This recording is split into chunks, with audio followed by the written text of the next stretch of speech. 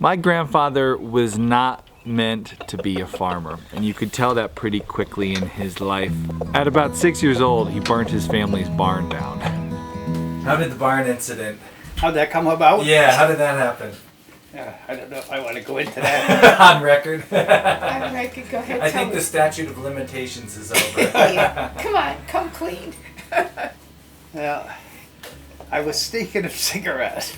Oh, you were? How old were you? I was 7 years old. Oh.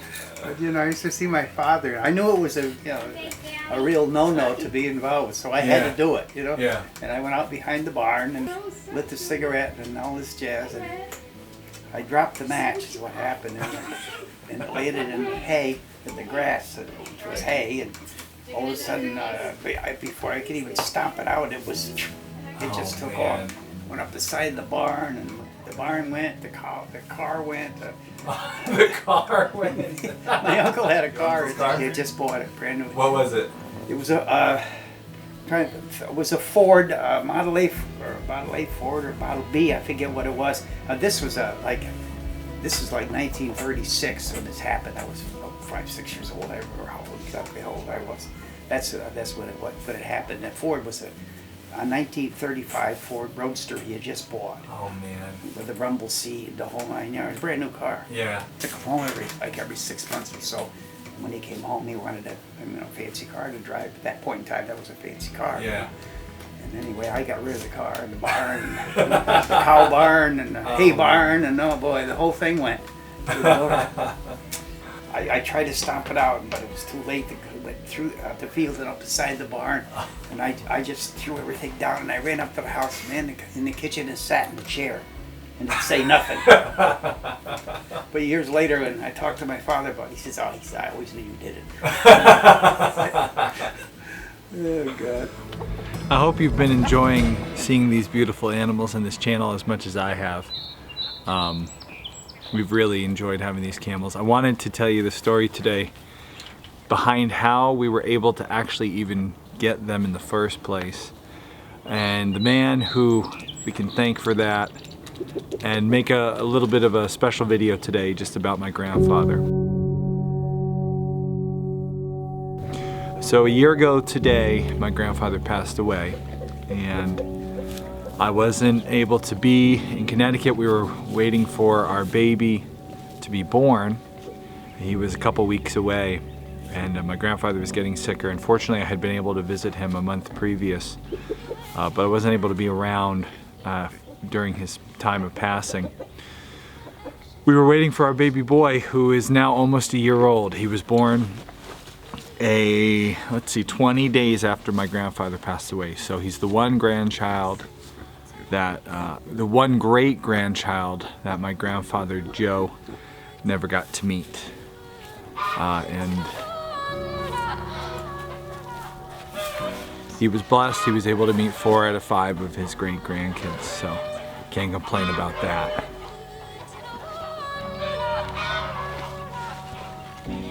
My grandfather grew up on a dairy farm.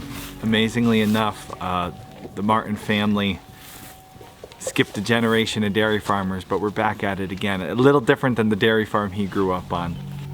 It was 230 some odd acres, but even at that point, and that was a small farm for that area. Yeah. There was farms for gosh sakes 1,000 acres. Oh. In the beginning, when I was very young, at 10, 12 years old, we had horses, but after that, went to mechanized with tractors and all that kind of nonsense. Wow. You know, but everything, you know, we raised everything you ate. We had the cellar, where they stored the meat and all this kind of barrels and wine. What they call the barrels, I can't remember now, so that long ago. But the barrels were full of pork and meat and the whole 9 yards. Wow. Smokehouse, they smoked everything. The hams, the sausages, the bacons, everything in the smokehouse. Everything that you existed on was raised on that farm. The only thing you bought from the store was spices, and the rest of it was up from the farm itself. My grandfather is not a man who's afraid of hard work.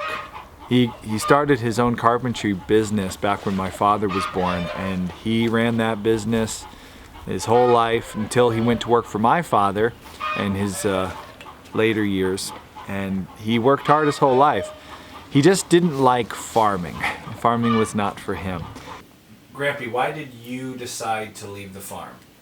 Because I didn't like it. Yeah. It was a 14, 16-hour day.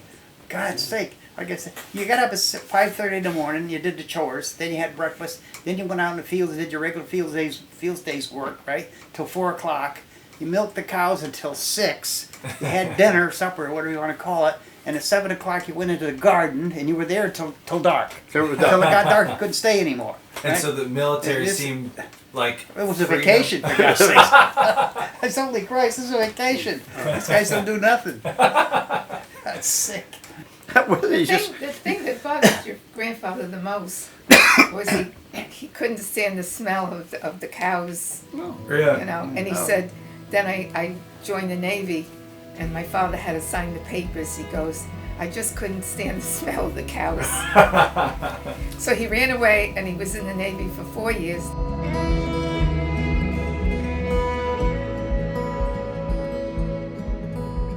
He was a very gentle-hearted man, and seeing some of the things that you have to do on the farm, for example, seeing one of his favorite pigs strung up to be butchered, that kind of stuck with him for a long time. And it just wasn't a good fit for him. But he always remembered life growing up on the farm, and he used to come and visit us in our Connecticut farm, and he'd always take time to go back and see the dairy cows. In our day, there's a lot of us who didn't grow up farming, whose parents didn't grow up farming, generations going back didn't grow up farming, and we have a way of romanticizing it on our channels and on our vlogs. But I always loved listening to my grandfather talk about farm life. There was no romanticizing of it. He was a pretty straight shooter about how it was all hard work. What's one of the Everything instances is that right. really stick out in your mind about all those years on the farm? Not getting a day off is what sticks in mind. Yeah. There must have been something. You started at Yeah. 5:30 in the morning. You did 2 hours work before breakfast. You did the chores like They that. come to your breakfast, you enjoyed that breakfast. Then you had breakfast at like 7 o'clock. And after breakfast, you went to clean the stalls for the cows, and the cows went into the pasture. You cleaned the barn, where the cow barn's called, you know, where the trough is, the manure trough and all this kind of thing. And then you went out in the field and started your regular day's work at 8:30 or 9 o'clock. And you were out there till 4 or 4:30. The chores were until 6 or 6:30. You ate supper, dinner, or whatever you want to call it, at 7 or 6:30, 7 o'clock. Then after that, you went into the vegetable garden until it got dark. Oh man. What about I'll nothing? tell you something, Joe. The day- There was no one on sleeping tablets. When you pulled yourself into the pit, that was it. And my grandfather refused to modernize and be involved with the tractor. He stuck with the horses. Yeah. He liked, that's what he knew all his life. Nobody could blame my grandfather for getting them into farming and later hating it, because he was pretty honest about how hard farming can be. I guess what would be your advice for, because everyone who listens, a lot of the people who listen to our show, they want to get into homesteading or farming in some way. And a lot of them I've seen from what they write on the website, they want to do, they want to turn it into a business. Yeah, And right now they're thinking about that, like from their cubicle, they're picturing themselves out in the field, and it's going to be so amazing. What advice, as someone who grew up and saw it, what advice, because they're going to start a homestead or a farm that's not To be mechanized. productive and make a living at it, it's hard work. And you got to be at it. You got to be at it. Not you don't do it 7 hours a day or 8 hours a day. You start at 5:30 in the morning, and in summer months you work until 9, 10 o'clock at night. It's a hard life. Well, it depends, Joe, how far they're going to go with it. If they're just going to grow vegetables, Yeah, but they're going to make a living at it. they're still going to make a living. World. Yes, and you've got to go and weed and things like that. You're going to be at it every day. Right. You must be at it every day. It's hard work. You have to be a person who's willing to work every day hard, Yeah. Yep. not need... 10, 12 hours a day, and it's hard Yeah, you work. could find it. It's a young, I used to could do it. I can't, Austin, I can about 4 hours at 100 degrees is all I can do now, Yeah, right? yeah. Where 5 years ago, 4 years ago, I spent all day there in 100 degrees. It didn't make no difference. Drink a real draw. gotta be young, Drink strong, and drink a bit more stupid. beer when I came home. I drank a bit That's more all beer you when I need. came home at night, but that was it. Now I can't. 4 hours maximum. if someone was thinking about, you know, they're saving up their money, they're going to buy a piece of land, quit their job, and just do it full time, what would your warning advice be? What scale would you recommend someone should try it at? I wouldn't recommend it at all. Well, no, Austin, I would do. Don't give up your day job. Exactly. Take the year, no, not just 1 year, maybe 2 years, and see how it goes. Yeah, see how it- Find out what you can, what's your best resale. Is it going to be cabbages or cauliflower? Or, I mean, your great grandfather told me that why are you growing cabbages? Because he was a man of quite abrupt man. Why are you growing cabbages? They're cheap enough. I don't know. I'm growing them because I wanted to grow them. Try it for a couple of weeks before you decide it's not No, for you got to you. give it. What does even this for? Let him try that There 1 was month never- of that in the summer months, 5 o'clock in the morning, 9 o'clock at night. Austin, you know, when the, Another huge difference I see in my grandfather and his generation versus ours is we tend to look at the mechanization of farming, and a lot of us back to the earth movement people can have a negative view about, you know, factory farms and the industrial farming side of things. But my grandfather really was impressed by that. He appreciated seeing farmers get their lives back. Slaving away on the farm, you know, sun up till sundown. He saw the cost that had on family life, on his life, and he appreciated seeing improvements in technology. You know what amazed me most of all is the modernization of the farm. And the thing that struck me most of all is when I was there on the farm, this kind of thing, used to go with the milkers and put the milker on the cow he was in the trough or whatever you want to call it. Everything is modern and mechanized today. it's on modern. modern They comes farms. in with the combine harvester, you never see nothing. You know? Even used to have stalls for the cows. They'd go in there and milk cows like that. Now they go through what they call it, a milking parlor. Yeah. They go through a parlor. They put milk them. The cows just walk right on through. They don't have the old stanchions and all that jazz anymore. Well, tell It's them an where- entirely different world. Now the cow walks into a milking parlor. Yeah, but It's hooked right to the tank. They put the milkers on the cow. He's there for maybe 5 or 10 minutes, and it goes right into the tank. The milk's not touched at all. Yeah. They pump it from the tank into a truck. The milk is not touched. It goes to the creamery, and the milk is only touched when it gets to the store, and people drink it. Yeah. It's never touched by human hands other than that point.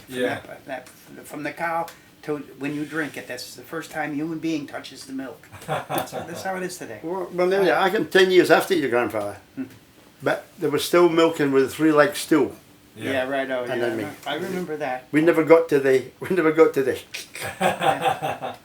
And I think looking at my grandfather's experience coming from the farm, I mean, he left at age 17, he left the farm, he joined the Navy because it was easier than farm life.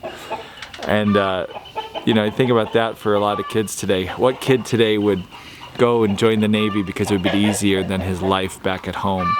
It's pretty impressive, the kind of life that he would have led. I always enjoyed talking farming with him because it reminded me that while this is a wonderful way of life, that you should build a life that you enjoy, that you're not a slave to 9 to 5. You should make sure it's something that you and your kids can enjoy doing together, and you don't want it to be something that your kids hate and join the Navy to leave when they're 17.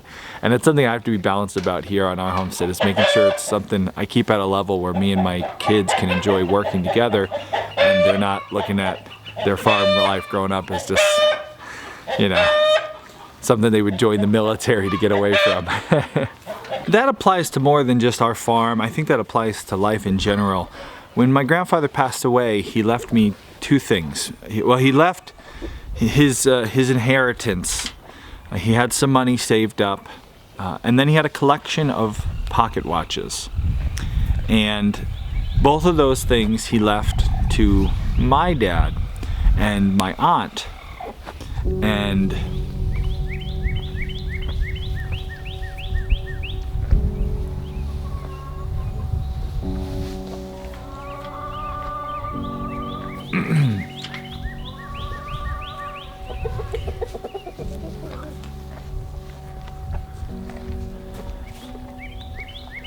my mom and dad both agreed that they wanted to share that give that inheritance to we're the only grandchildren, my sister and I. And my mom and dad agreed. They didn't want to take it. And my aunt, same thing. And so when my grandfather passed away,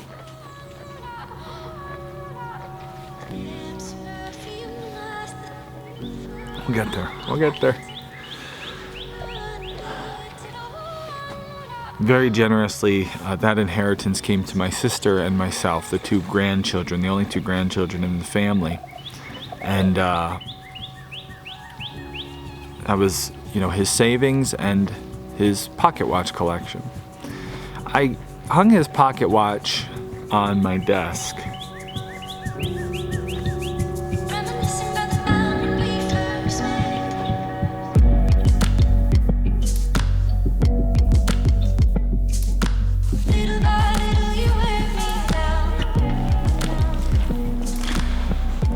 I hung his pocket watch on my desk, and it's a reminder to me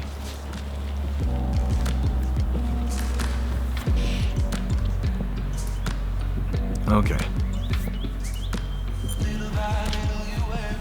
So the pocket watch that I kept for my grandfather's collection, it's an older watch, one of the older ones in the collection, and I hung it on my desk right by my computer. I spend a lot of time on my computer editing, and that's where I kind of built this business off of my desk, my computer. And I put it there very specifically because I wanted to be able to, every day when I'm sitting at my desk working on my business, I wanted a reminder of, just, you only get so much time with those that you love.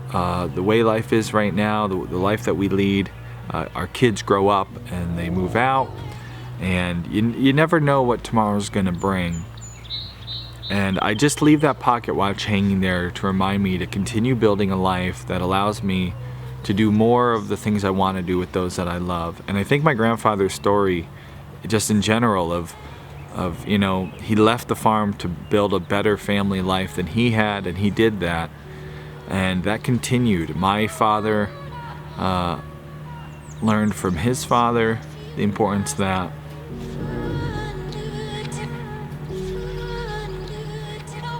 I got married in 1954, and the family came almost immediately.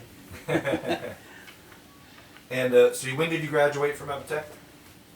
Late June of '54. Oh, and you got right out and then got married right after? I was still in school when I met Barbie. Okay. Yeah. And you got married after that? Yeah, and then, '54, yeah. Then Aunt Linda? Yeah. Right, Aunt Linda was first? All of a sudden she appeared, and then Joe, and then on and on. And here we are. Yeah, here we are. And so you spent the bulk of your life doing carpentry. Builder, house builder.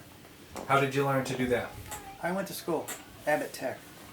You went to Epitech? Yeah, I went to I didn't know that. Yeah. Wow. You went to school, became a carpenter, and I then learned.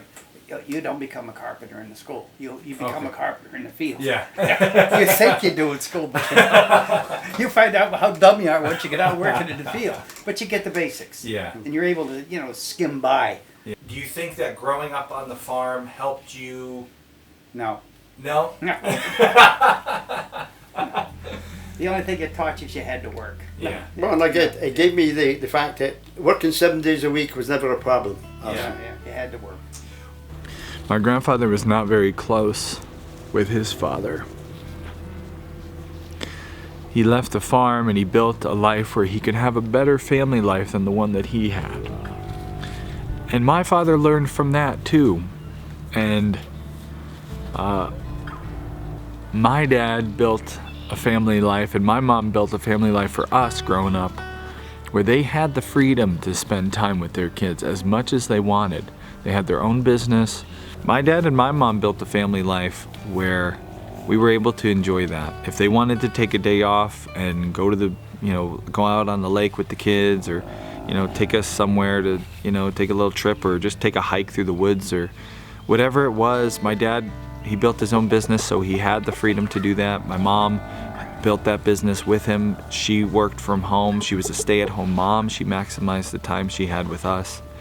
And I look back at my parents, and when I started my family, I tried to do the same thing. I started my own business so that I had as much control as possible in the life we could have together.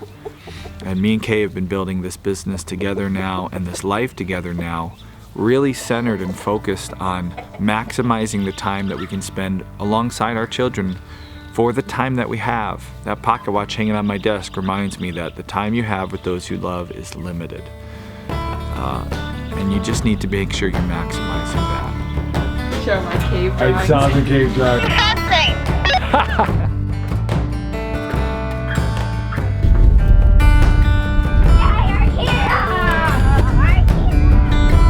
You did.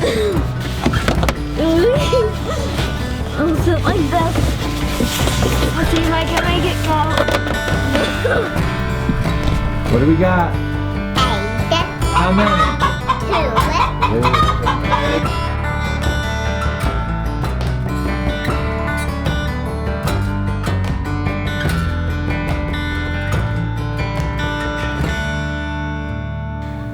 And I wanted to thank my grandfather and my parents in this video. They're the Camel Train shout out for this video. My parents joined the Camel Train. They've always been huge supporters of all of my different endeavors, from wanting to be an astronaut to starting a farm and everything in between.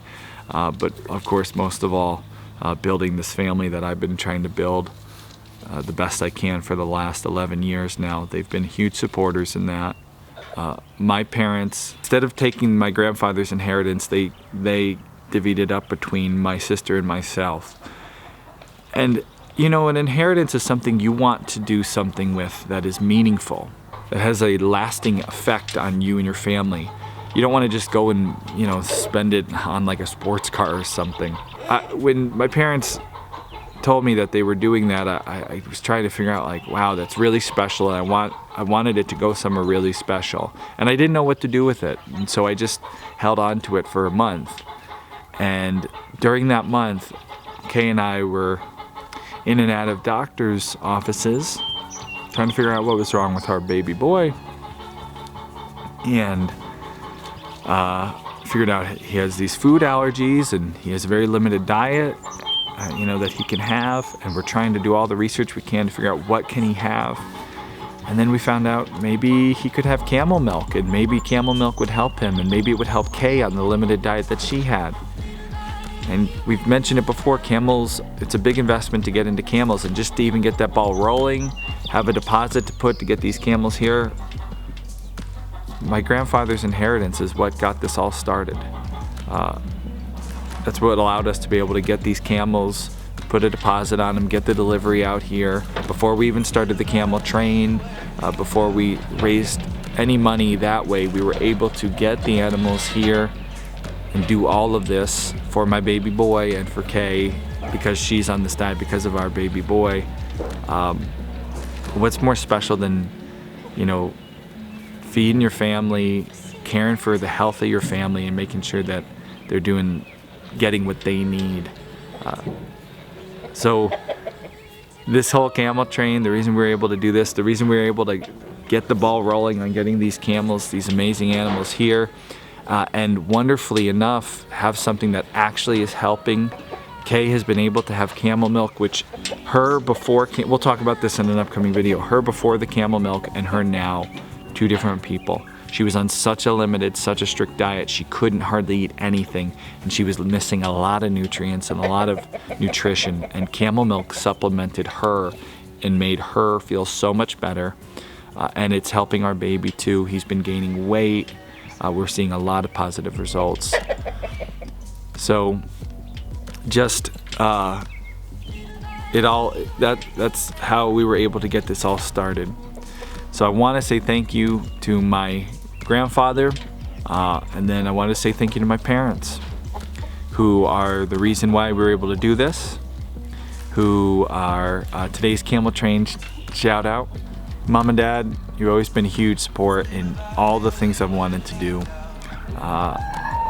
whether that was being an astronaut, being a farmer, and most importantly, you know, being a good husband and a good father. You've always been there, always a huge support. So this one's for you guys, and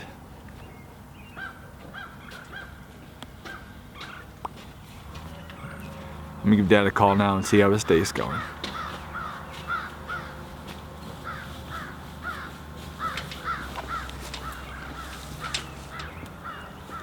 Scottish doctor about it. Here we are. Come on in, buddy. Hi, kid. He looks like his father. Yeah. Spitting image. Wow. Yeah, I got 102. Oh, good for you. Oh boy. Hallelujah. We know where to get a loan if we need one, right? Saving his money. I mean, money. Let's keep his cash. Why don't you tell, where did he make most of that money? From selling eggs. So selling eggs? Yeah. Come over here. Come Oh, tell. wow, that's great. Boy, oh boy, that's great. Selling eggs. Boy, that's great. Well, you'll be a good farmer then. Yeah. That's the kind of farmer where you can make a few Right, bucks on. You've got to have some chickens on us and that. Step a little closer, buddy. You can't see in the camera. 100. So what do you want to do when you grow up? My business will be working at a Star Wars Lego area. Star Wars Lego here, right there. I'll build, first I'll hire some builders to build a Star Wars Lego play thing. And there's like Legos everywhere. That got me an idea from this Lego building we went to one time. What happened? You used to tell me you wanted to be a farmer. What happened to that? A farmer. Yeah. Now you want to do Legos? Yeah, because I'm more liking them. Well, your great grandparents would say that was smart. Very smart. Well, speaking You of learned at an smart, early age of farming. Farming has its pluses. It has its pluses. Oh boy, look at that thing. That's a Lego, huh? Yeah, hey, that thing is a Oh, miraculous. that's a operation. robot. Wow, that's frightening. Wow. It actually is frightening. it can stand up on its feet. Oh boy. It's a Lego. That's something, huh? Oh yeah, he loves Legos building. That's his. Mechano sets we used to have. Construction Yeah. sets when we were kids, you know. Oh boy, look at that. Wow. That thing does all kinds of inside. amazing things, huh? Wow. He's a robot. Huh? Yeah, we're still working on these. These have to be Oh, strong I know you enough. can do it. We can't move these, but we're trying to figure out how we can. Oh, I know They you'll can be figure it strong out. Good. enough You to stick hold with that. this. You stick with that You'll get it. because it's better than being a farmer. Believe me. Yeah. Better than planting the corn. Grampy, we wanted to just say thank you in behalf of the great grandson who you never were able to meet, but still were able to help.